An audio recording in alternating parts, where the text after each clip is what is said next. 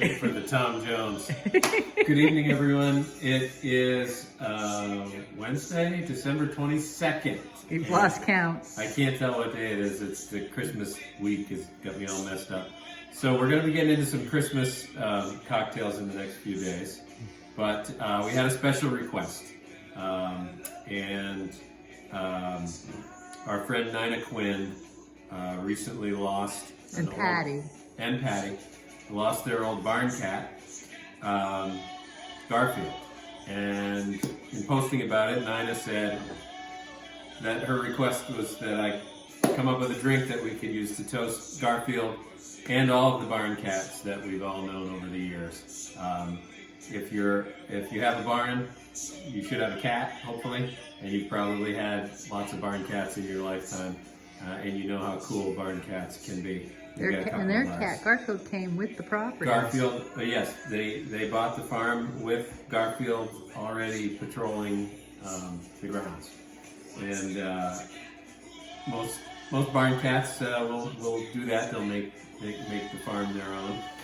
So I immediately thought, well, we'll need to do something with Tom Cat, which is one of our favorite spirits from Barr Hill right here in Vermont, and the interwebs are an amazing thing. I went looking for a barn cat cocktail, and there's actually something called the farm cat that I found on a website from a distillery called New Deal Distillery from Portland, Oregon. And believe it or not, they make it with their own barrel-aged Old Tom gin.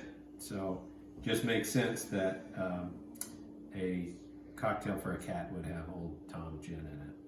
So this cocktail features an Old Tom barrel-aged gin like Barr Hill Tom Cat, some basil, some lemon juice, simple syrup, some egg white, and some bitters. So the New Deal called for something called black lemon bitters, which I've never heard of, and I don't know where I would buy that. So I'm going to assume they're kind of the citrus bitters. The closest thing I've got are orange bitters, so I'm going to use those instead. So we need a couple of basil leaves here. So it calls for 2 basil leaves per cocktail, so I'm making 2 as usual. So there's 2, 3. Throw in another one just for fun. And I'm going to pour in just a little bit of the lemon juice. So, and I'm going to muddle the basil a little bit just to release the oils. Get those in there. So the recipe calls for 3 parts of the Old Tom gin to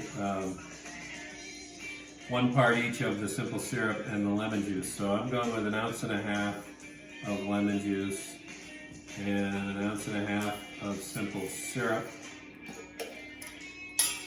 Simple syrup being one of Buddy the Elf's 4 main food groups, but that's for another evening. So there is... And it's maple syrup. I don't know, he just says syrup, but then he pulls out maple syrup. I don't know, it's hard to say. I think all syrup. It's sugar. It's just sugar and water, so that's also one of But we digress. We digress. 4.5 ounces of our Tom Cat gin. There's 2, 4. Do you have a stray cat strut? Oh, Do you have a me? strut? Yeah. No, no strut. You don't strut? Never had a strut. No. There's 4.5 of the gin.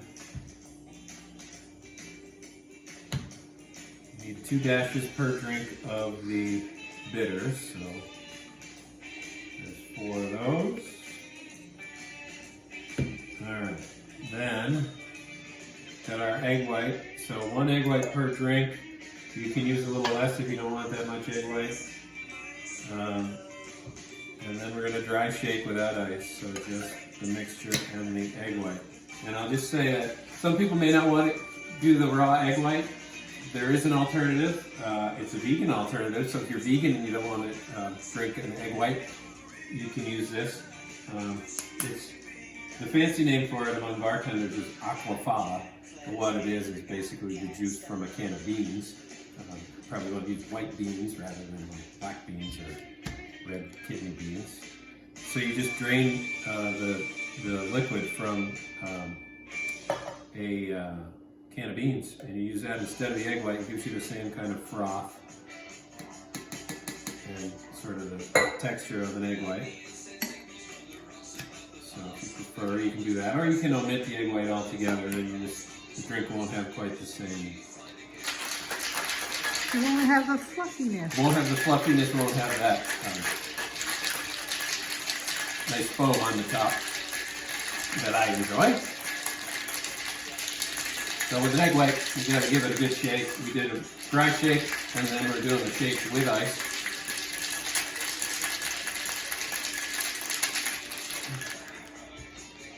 And we want to get rid of our ice from our chilled glasses. Give it one last little.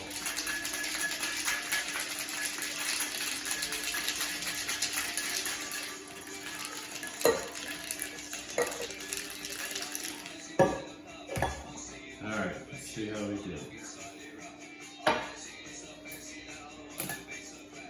I'm going to double strain since we've got basil and egg white in there. It's always kind of tricky to get the foam even on an egg white cocktail, so I usually do like half. You need some catnip to garnish. Garnish with catnip, that would be a good idea. I have some. Is it fresh or is it smokable? It's dried. I don't think you want to put dried catnip on there. If you have fresh catnip or catmint, that would be cool on there. No, I don't have that. It's winter. Alright, so there's our, then we want to garnish it with a little sprig of basil, if I can find a suitable one in here. Basil's a little Oh Lord, it's so like Costco basil. Wintertime, you take what you can get. Yeah. For produce.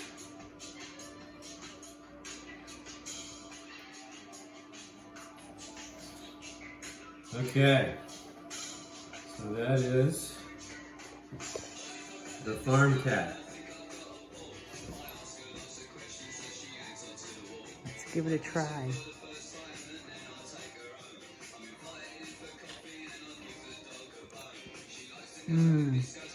That's a good cocktail.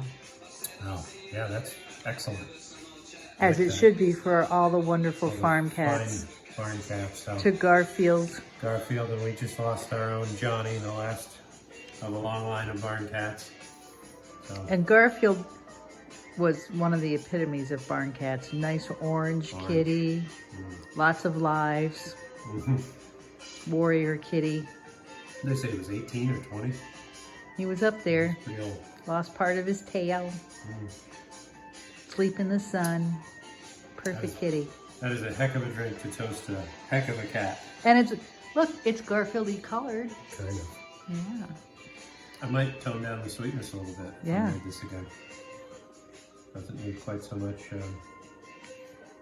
sugar, syrup. Buddy would disagree, but I'm going with a little bit less. So, cheers everybody to your favorite barn cat. I'm sure we all have one. Some of us. I was trying to think of the barn cats that we've had, and the list is long. Oh, the list was way too long. Way too long. Way too long.